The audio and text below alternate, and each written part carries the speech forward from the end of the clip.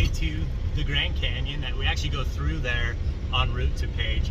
The cool part is if you pay the entrance fee, they let you use their dump station. So we're going to take you with us. We're going to show you how to dump your waste. For a lot of people, this is the most intimidating part of RVing, especially for people renting them, new RV owners, things like that. It's really not that scary. It's really not that intimidating. And we're going to show you how to do it. But let me go one step back and say this. If you use the right chemicals, don't cheap out on the chemicals that you're supposed to use in your black tank. That will make it a million times better, and it'll make your septic system work perfectly. The other thing too is when you are hauling black waste, you want to get rid of it as quick as you can, because you're just hauling a whole lot of unnecessary weight. And so here in a couple miles, we'll be up in Grand Canyon National Park. We'll pick you out, and then that will be our pretty much everything you need to do to pack up and go, and how we do it. Okay, so first things first, you're gonna want to have some gloves. Keep it sanitary, you know. And I'll show you a couple pieces that you're gonna want to pick up.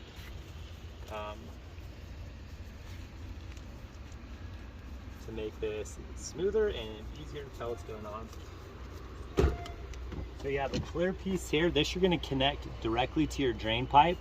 That way you'll know when it's done flushing stuff out, because you can watch it come clear. Sometimes what's coming out on the other end is not clear, even though your black tank's empty. We're going to empty our black tank first, followed by our gray tank. We're going to use this clear one, and that's going to go into the sewer hole, and that's same thing. Then you can make sure that your pipe is all cleaned out and that you're running clear.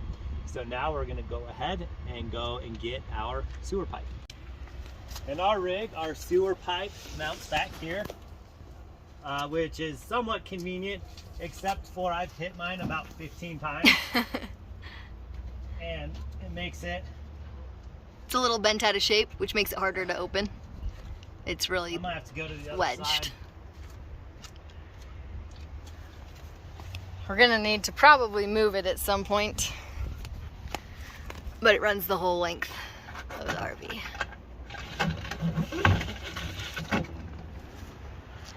And we like to call this the Stinky Slinky. So what we'll do here,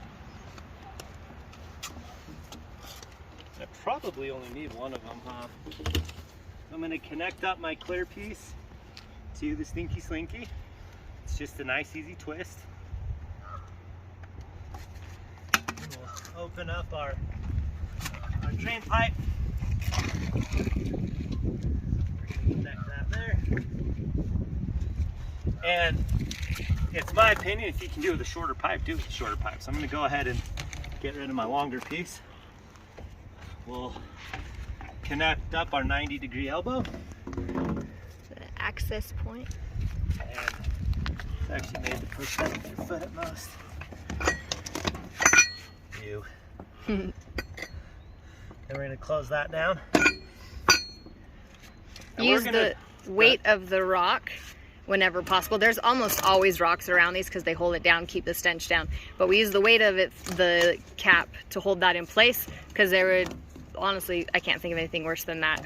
Falling and like sliding out of the tube and making a giant mess. So use the weight of it to hold it down in place while you're working. And so we're not going to show this part because no one wants to see that.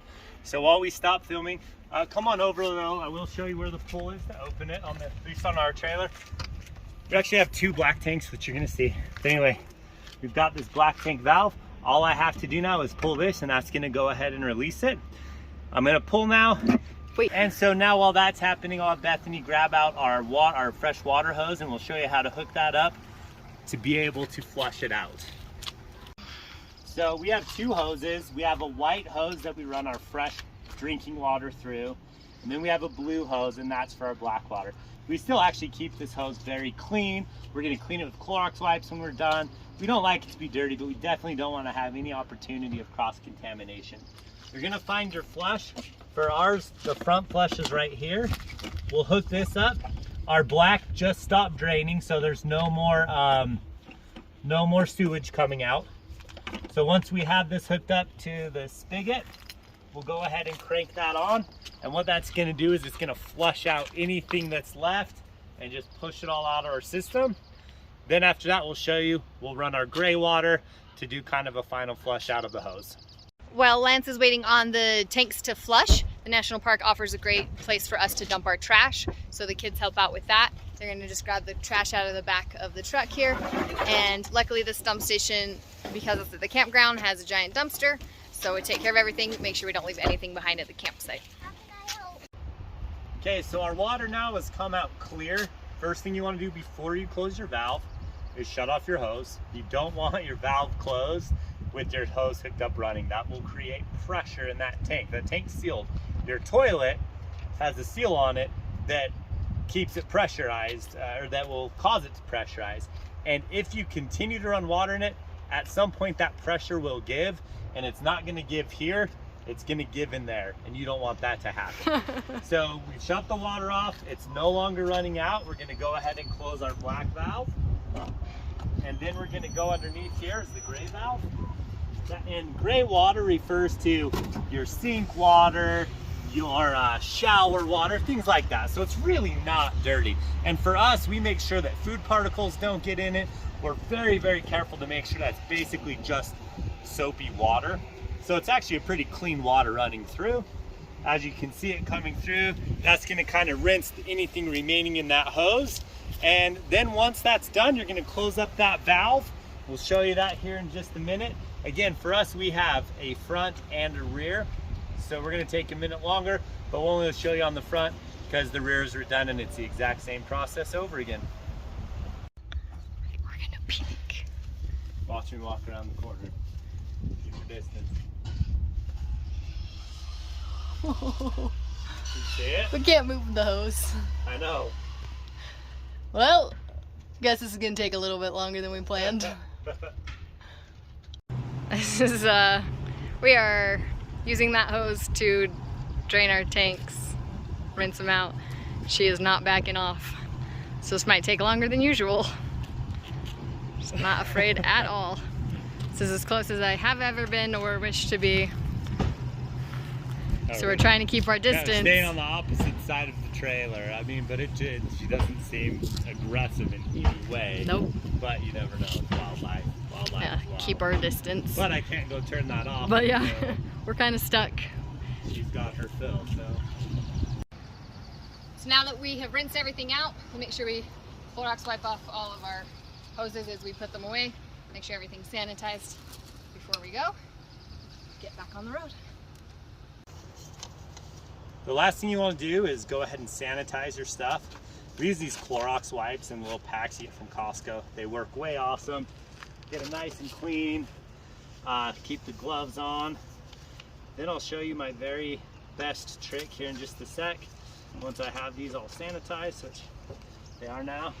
So now what I'm going to do is take the wipe I used, pull off one glove, use my clean hand, pull off the other glove, and now I haven't touched anything. These are ready to go in the trash, and we are ready to go. We have finished dumping. We've cleaned everything and sanitized. Pretty smooth going. I've gotten pretty good at it. Oh, blocking the ears. Other than an elk, which I'm sure you saw. Took us an extra 5 minutes. There so are she could things get some water. It's good to know. Sometimes there's stuff that's beyond your control. Like almost most of the things we've done have been our fault. Like most of the things that have broken, mistakes that have been made.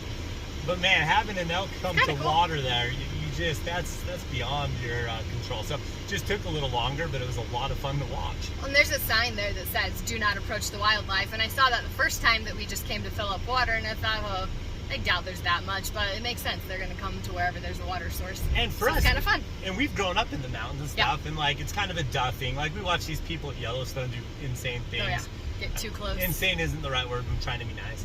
And like for us, it's like, oh yeah, we're not going to get close to the animals. And then we turn the water on, and the kids see an elk walk right past the truck. Dad, an elk walk right past the truck. It's like, oh, okay, how cool, right? But they're in the truck, everything's safe. And then it walks a little closer, and then we're like, wait a second. Then as soon as we turn the water on, she came right out. Right we hadn't even crossed. And it's like, yeah, we hadn't even crossed the road. That's why the sound is there, or the sign is there. Yep. So fun times. We're back on the road, headed to our next destination. Hopefully you found this helpful for if you're going to be flushing your own tanks. Don't be afraid of it. If you're thinking about renting a rig, it's really not bad. If you have a couple of the right supplies, the right sanitizers and gloves, it's not as bad as it seems. But the two big things to get, especially if you're renting, if you're owning, you should have these two.